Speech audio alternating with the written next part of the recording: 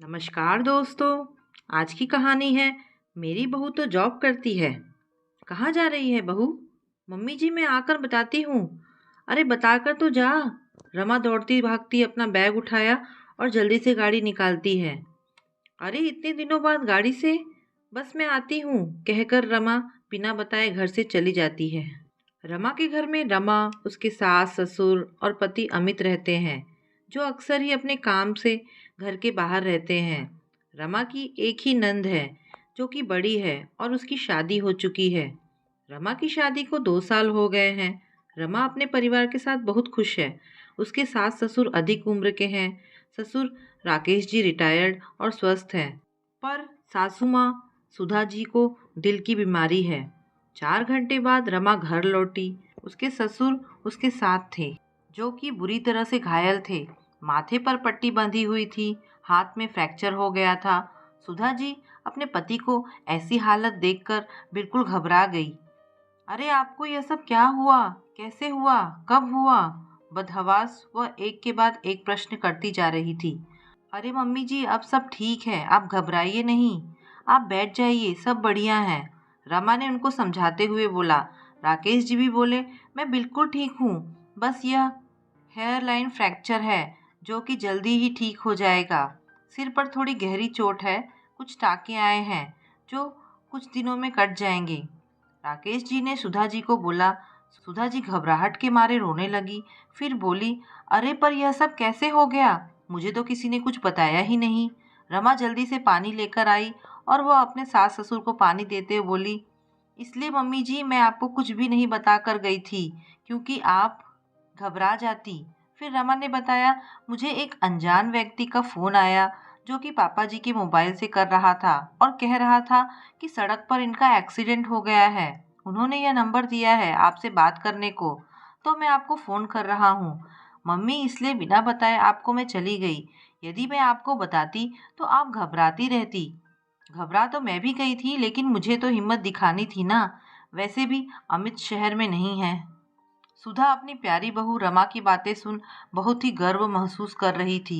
उन्होंने कुछ सोचते हुए लंबी सांस भरते हुए कहा, अच्छा है तूने साल भर पहले ड्राइविंग सीख ली थी, देख काम आ ही गई।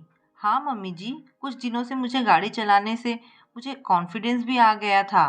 और पापा जी का एक्सीडेंट वीरान जगह हुआ था, वहाँ पर आने जाने के ज़्यादा साधन नहीं दिख रहे थे। और हाँ, अपनी गाड़ी से मैं सही समय पर पहुँच गई। डॉक्टर ने बोला आप इनको और थोड़ा देर में लाती तो काफ़ी ब्लीडिंग हो जाती, फिर इनको कोमा में जाने का डर था। सर पर गहरा घाव है, पर चिंता की कोई बात नहीं। डॉक्टर ने सीटी स्कैन करके बता दिया है, सब सही है। रमा ने हंस के समझाते हुए अपनी सासू माँ को बताया। सुधा जी भी रमा को देखकर खुशी से मुस्कुराने लगी।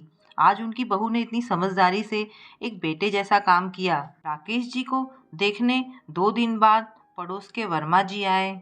उनकी बहू बैंक में जॉब करती थी। उनको अपनी बहू की इस बात पर बड़ा गर्व था कि मेरे बेटा बहू दोनों ही कमाते हैं। और वह बातों बातों में अपनी बहू की कमाने की तारीफ ही करते रहते और कहीं ना कहीं रमा को नीचा दिखाने की कोशिश भी करते थे। अमित की बिल्कुल भी इच्छा नहीं थी कि रमा नौकरी करे। पढ़ी लिखी तो थी ही वह, पर अमित कहता था, तुम घर में ही रहो, नौकरी करने के लिए मैं काफ़ी हूँ। तुम मेरे माँ बाप और अपना ध्यान रखो, खुश रहो और ज़िंदगी का मज़ा लो। मेरे लिए यही काफ़ी है। रमा को भी नौकरी करने की कोई खास इच्छा नहीं थी। उसे अपनी सीधी सरल ज़िंदगी पसंद थी, इसलिए उसने भी नौकरी करने की कोई भी ज़िद नहीं की। वो अपने सास ससुर के साथ मज़े से घर में आराम से रहती थी। उस दिन भी वर्मा जी अपनी बहू की तारीफ कर रहे थे। उनकी बातों से अब रमा थोड़ी हर्ट होती थी। यह बात सुधा जी को भी महसूस होने लगी थी, इसलिए सुधा जी बातों ही बातों में उस दिन वर्मा जी को बोली कि मेरी बहू नौकरी नहीं करती है तो क्या हुआ? वैसे तो बहुत ही सुशील, संस्कारी तथा होशियार है। समय के साथ सही निर्णय लेकर हम लोगों का पूरा ध्यान रखती है। आज वह राकेश जी हम लोगों के सामने हैं तो सिर्फ रमा की वजह से है। डॉक्टर ने बताया है कि यदि थोड़ी और देर हो जाती तो राकेश जी का बचना मुश्किल था। वह कोमा में भी जा सकते थे। और रमा नौकरी नहीं करती, उसमें उसकी और अमित दोनों की इच्छा है। जरूरी नहीं कि घर में सभी लोग नौकरी करें। राजेश जी की इतनी अच्छी पेंशन आती है, साथ ही मेरा बेटा भी इतनी अच्छी नौकरी में है। गांव में हमारी इतनी प्रॉपर्टी भी है, तो हमें नहीं लगता कि रमा को नौकरी करना जरूरी है। आज सुधा जी की बात सुनकर वर्मा जी अपना सा मुंह लेकर रह गए। सबके सामने सुधा जी के मुंह से अपनी बड़ाई सुन रमा अंदर ही अंदर बहुत खुश और गौरवान्वित महसूस कर रही थी। उसे लगा, जब मेरे परिवार वाले मुझसे खुश हैं तो मुझे और कुछ नहीं चाहिए। दोस्तों, आज समाज का प्रचलन हो गया है कि जो लोग नौकरी करते हैं, लोग उसको ऊंचा दर्जा देते हैं, पर ये मन की इच्छा और पति पत्नी का मिलकर लिया गया फैसला होता है। यदि किसी महिला की इच्छा नहीं है तो नौकरी करना जरूरी भी नहीं। तो दोस्तों, कहानी यहाँ पर समाप्त होती है। आपको ये कहानी कैसी लगी मुझे कमेंट करके अवश्य बताएं। धन्यवाद दोस्तों।